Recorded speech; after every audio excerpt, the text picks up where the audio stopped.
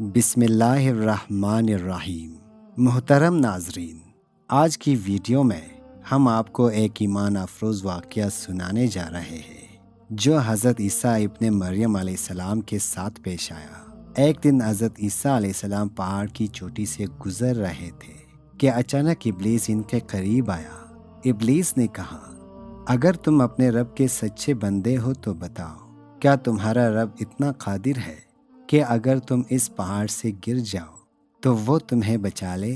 حضرت عیسیٰ علیہ السلام نے جواب دیا، ہاں، میرا رب ہر چیز پر قادر ہے۔ ابلیس نے مکاری سے کہا، اگر یہ بات سچ ہے تو اپنے آپ کو پہاڑ سے گرا دو تاکہ میں دیکھ سکوں کہ تمہارا رب تمہیں کیسے بچاتا ہے۔ حضرت عیسیٰ علیہ السلام نے فرمایا، اے ملعون، کیا تو چاہتا ہے کہ میں اپنے رب کو آزمانے کی جسارت کروں؟ مجھے یقین ہے کہ میرا رب ہر لمحہ میری حفاظت پر قادر ہے، اس کے ہر فرمان میں حق ہے، لیکن میں اپنے رب کی آزمائش نہیں کرتا۔ کچھ دن بعد ابلیس دوبارہ آیا اور بولا، اے عیسیٰ، تم تو دراصل خدا ہی ہو، کیونکہ تم مردوں کو زندہ کرتے ہو اور غیب کی خبریں دیتے ہو۔